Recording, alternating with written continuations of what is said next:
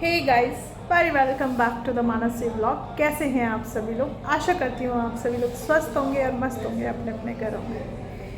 तो गाइस आज मैं जिस टॉपिक पे बात करना चाहती हूँ वो टॉपिक मैं सोच रही थी कि जितनी भी ये सोशल मीडिया पे रिएक्शनिस्ट है, सो कॉल्ड रिएक्शनिस्ट, ये देश के मुद्दे पे बात करेंगी, लेकिन नहीं, इनको तो घर घर में पहुंच के घर घर की वीडियो बना के देवरानी जेठानी इनमें ज़्यादा इंटरेस्ट है। तो चलिए कोई बात नहीं कीजिए, क्योंकि इनके डॉलर शायद कम बनना शुरू हो जाएंगे, इसलिए जनता पे ये बात नहीं करना चाहती। लेकिन being a doctor, being a mother, being a wife, मैं इस टॉपिक पे बात करना चाहूँगी, क्योंकि मैंने अपने 5 साल ख़राब किए हैं क्या, बहुत मेहनत से पढ़ाई करी है, और 5 साल मैं अपीयर होने के लिए भी 2 साल मैंने बहुत मेहनत से पढ़ाई करी है। ये जो हमारे यहाँ शिक्षा प्रणाली है ये बहुत भ्रष्ट हो चुकी है। भ्रष्ट इसलिए हो चुकी है क्योंकि इस शिक्षा प्रणाली को चलाने वाले भी भ्रष्ट हो चुके हैं। सरकार, आप भले चाहे किसी भी सरकार की मतलब एक अपीयरेंस देख लीजिए, कोई भी सही नहीं है, कोई भी दूध का धुला नहीं है। ये चीज़ कहाँ से शुरू हुई मैं आपको बताती हूँ। ये जो आंदोलन की चिंगारी है सबसे पहले सीकर से स्टार्ट हुई।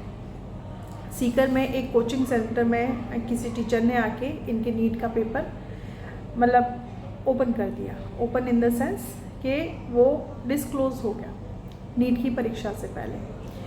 ये आग वहाँ से भड़कते भड़कते सेंट्रल तक आई।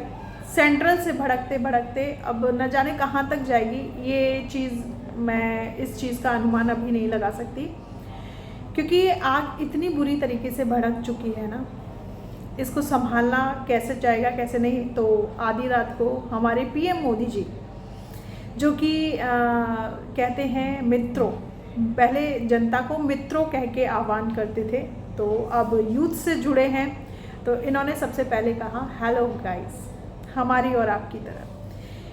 ये क्या है, अब जितना भी यूथ आया है सामने, यूथ को झुकाना हर किसी के बस की बात नहीं होती। ना मेरे बस की बात है, ना पीएम मोदी के बस की बात है, ना किसी की, क्योंकि यूथ जो बात करता है ना, सही चीज़ के लिए ही बात करता है। और मैं बहुत प्रशंसनीय चीज़ है ये, मेरे को बहुत मतलब खुशी हो रही है इस चीज़ के लिए कि जो बरसों पहले हम लड़ाई लड़ रहे थे सीपीएमटी के थ्रू, वो चीज़ें नीट में आई, और नीट से अब जो गड़बड़ियाँ हुई हैं तो वो सरकार के सामने आ रही हैं।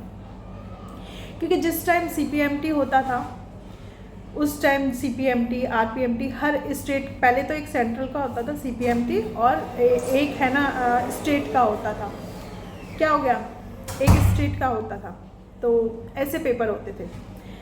मेडिकल में जितना करप्शन है ना, एडमिशन्स को लेके, मार्क्स को लेके, वो शायद मैंने कहीं, क्योंकि मैं खुद इस डिपार्टमेंट से जुड़ी हूँ, तो वो चीज़ें होती हैं। सफ़र कौन करता है? हम और आप जैसे लोग, जो कि middle class, upper middle class पे आते हैं, तो उन चीज़ों को हम देखते थे, हमने सफ़र किया। और स्पेशली इस चीज़ को जो कोटों में बांट दिया गया है कि हाँ ST/SC कोटा है, OBC कोटा है, जनरल का कोटा है, उस चीज़ों में बांटा हुआ है। तो जब हम देखते थे कि हमारे साथ वाले इतना कुछ मार्क्स लेके आगे बढ़ रहे हैं और हम सिर्फ एक नंबर से, गवर्नमेंट सीट में सिर्फ एक नंबर से रह रहे, तो बड़ा दुख होता था। लेकिन आज जो ये जनता भड़की है ना, तो दिल को तसल्ली मिल रही है कि हाँ कुछ अच्छा होगा, कुछ चीज़ें, प्रणालियाँ चेंज होंगी। तो देखिए, अभिजीत तो बस एक बहाना था, और सोनम वांगचुक जी को उठाया गया तब से देख लीजिए। अब पीएम मोदी जी को भी मैं बोलना चाहूँगी, उनको भी टैग करूँगी इस वीडियो को। सोनम वांगचुक को उठा के आप लोगों ने अच्छा नहीं किया, क्योंकि वो लोग बहुत गांधीवादी की नीति अपना के इस स्ट्राइक को अंजाम दे रहे थे। आप लोगों ने उनको ज़बरदस्ती उठवाया, चदरों में बंधवा के। क्या वो एक लाश थे जो आपने ऐसे बंधवाया उनको? वो भी जीती जागते इंसान थे, भूखे थे वो 21 दिन से।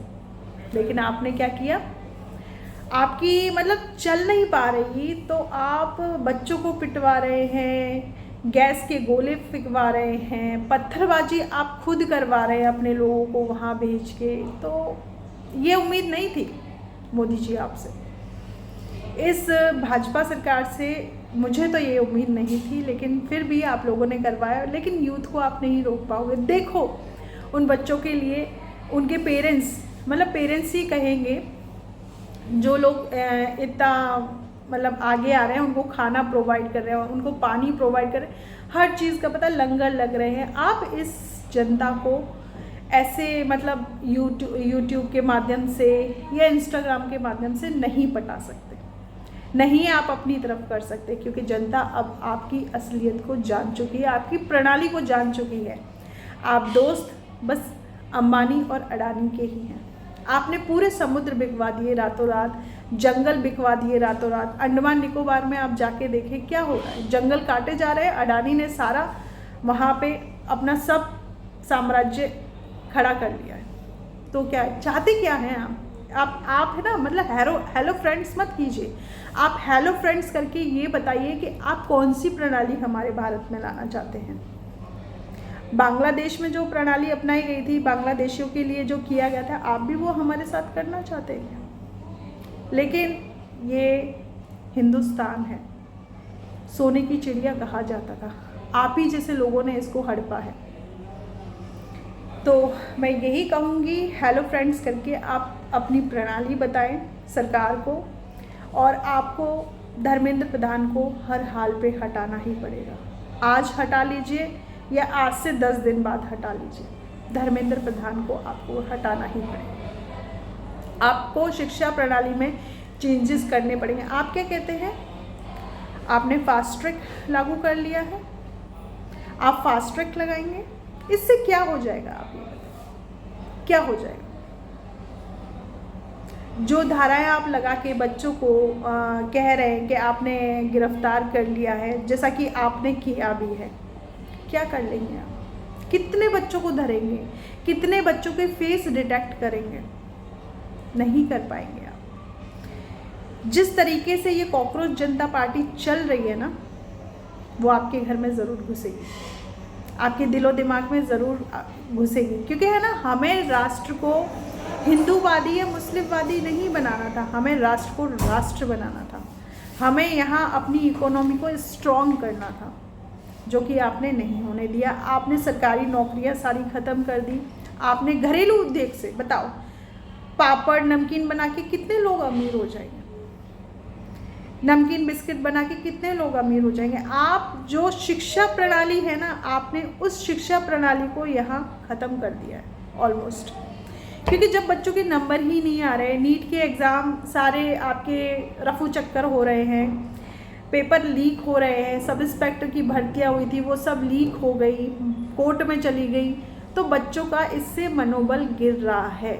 और अगर यूथ का मनोबल गिरता है ना, तो आपकी सरकार भी गिरेगी, ये बात तय है ना। तो आप ये कीजिए, हमें आपकी सरकार को नहीं गिराना, हमें आपसे इस्तीफा नहीं चाहिए।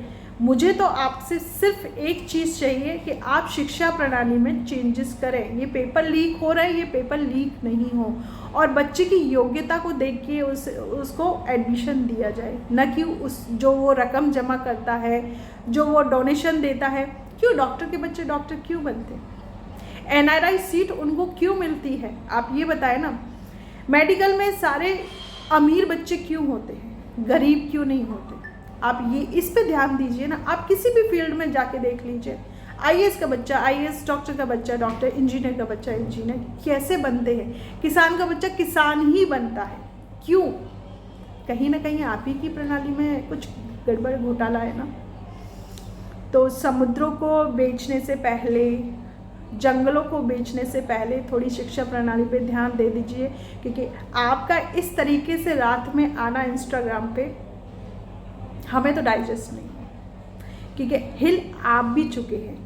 आप ही की पार्टी के मुरली मनोहर जोशी जी ने आपके खिलाफ बयान दे दिए हैं, इसलिए आप आए हैं। तो अच्छा कीजिए लोगों के साथ। और गाइस, मेरे वीडियो इसी टॉपिक पे आएंगे, क्योंकि मेरे जो यूथ को है ना, मेरी सोच की ज़रूरत है। मेरे एक मतलब लकड़ी जो लेके वो चल रहे हैं, उसमें एक लकड़ी मैं अपनी तरफ से भी शामिल करूँगी, क्योंकि मुझे घरेलू चीज़ों में ज़्यादा इंटरेस्ट नहीं है, और जो चीज़ मुझे एक्सपोज करनी थी वो चीज़ मैं एक्सपोज कर चुकी, हैंड्स प्रूव्ड। ठीक है, तो इसी के साथ मिलते हैं नेक्स्ट व्लॉग में। और जितने भी लोग हैं मेरे इन वीडियोस को खूब सारा ढेर सारा प्यार दीजिएगा, हाइप दीजिएगा, ताकि ये वीडियोस आगे जा सकती हैं, आगे जाएं और लोग देखें कि ये चीज़, ये सिस्टम कहाँ से हिला है और इस सिस्टम को आगे और कैसे हिलाया जा सकता है और अपनी चीज़ों के लिए कैसे फ़ाइट की जा सकती है। और जो लोग फ़ाइट करते हैं ना अपने हक के लिए, मैं उन्हीं के साथ खड़ी होती हूँ। मैं ऐसे लोगों के साथ नहीं खड़ी होती कि जिन्होंने फालतू के इल्ज़ाम लगा दिए और उनके साथ मैं डंडा लेके चलूँ कि हाँ चलो मैं भी तुम्हारे साथ। पढ़े लिखे लोग हमेशा तथ्यों पे बात करते हैं, बिना तथ्यों के बात नहीं करते। Love you all of you guys, मिलते हैं नेक्स्ट ब्लॉग।